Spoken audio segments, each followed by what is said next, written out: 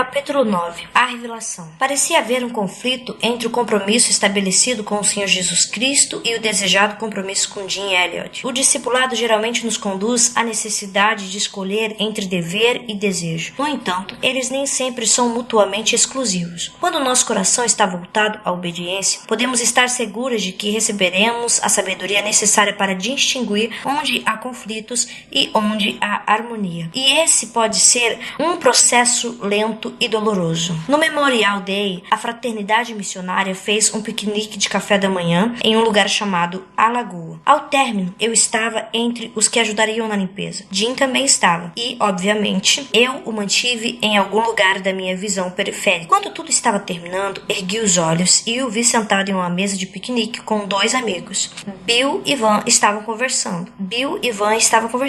Jim estava balançando as pernas e olhando para mim. Todo mundo tinha ido embora. Ele pulou da mesa e correu para onde eu estava, despejando a última carga em uma lata de lixo. Posso acompanhar você de volta para casa? Sim. Bill e Van estão vindo? Eles estão entretidos em algum assunto. Vamos deixá-los sozinhos. Caminhamos meio quarteirão em silêncio. Então, de repente, precisamos esclarecer como nos sentimos um em relação ao outro, disse Jim. Fiquei boquiaberta. Sem rodeios, nada disso. Simples assim. Bum! A revelação pela qual eu esperava. Ele tinha alguns sentimentos, e ele estava presumindo que eu também tinha. Fiquei um pouco irritada com essa suposição. Parecia presunçoso, já que eu pensava estar fazendo um ótimo trabalho em esconder o meu interesse por ele. A última coisa que eu queria era, de alguma forma, sugerir que eu havia pensado nele 2 vezes, ou seja, até ele sugerir que estava interessado em mim. E agora, o que eu deveria dizer? Como nos sentimos em relação ao outro? Você quer dizer que... Deixe disso, Beth. Não me diga que você não sabia que eu estava apaixonado por você. Eu não fazia a menor ideia.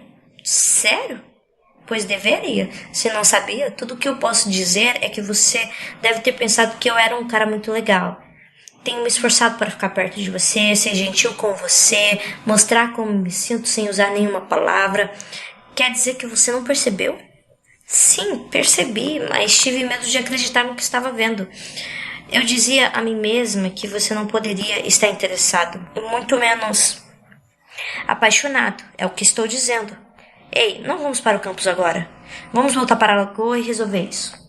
7 horas depois, queimados de sol, flutuando em uma névoa de arco-íris, despedimos-nos na escada em frente ao meu dormitório.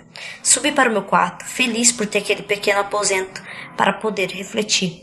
Arco-íris são feitos de luz do sol e chuva. A luz do sol que transformou meu mundo em uma profusão de cores foi saber do amor de Jim Elliot por mim. A chuva foi outro fato que ele me explicou quando nos sentamos na grama perto da lagoa.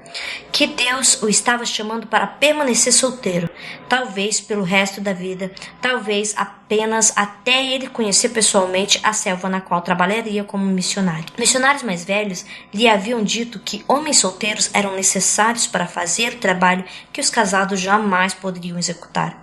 Havia algumas regiões onde as mulheres não podiam ir. Jim acatou a palavra deles e se comprometeu a continuar solteiro pelo tempo que a vontade de Deus assim exigisse. 3 de junho.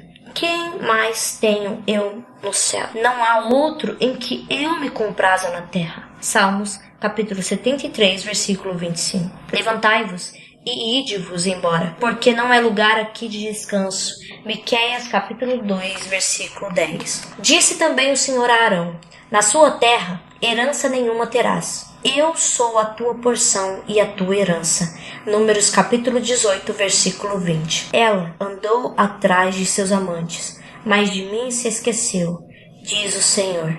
Oséias capítulo 2, versículo 13. Desposar-te-ei comigo em fidelidade e conhecerás ao Senhor. Oséias capítulo 2, versículo 20. O Senhor tenho sempre a minha esperança.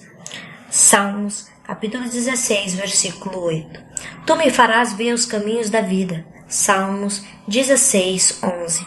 Os meus passos se afizeram às tuas veredas. Os meus pés não se resvalaram. Salmos capítulo 17, versículo 20. Eu era muito cautelosa quanto ao que incluía no diário. Não acho que era por temer que alguém descobrisse meus segredos. Acho que tinha medo de articular, ainda que para mim mesma, sentimento dos quais talvez tivesse de me livrar. Melhor me apegar ao que Deus me dizia do que aquilo que meu coração dizia. Parecia o curso mais seguro. Ainda hoje, eu não o desprezo. A única maneira de construir uma casa sobre a rocha é ouvir a palavra.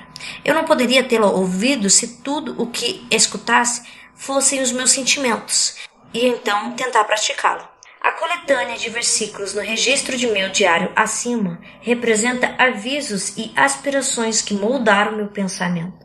Admito que estão fora de contexto, mas creio que Deus as deu a mim naquela ocasião para mostrar certos aspectos da verdade.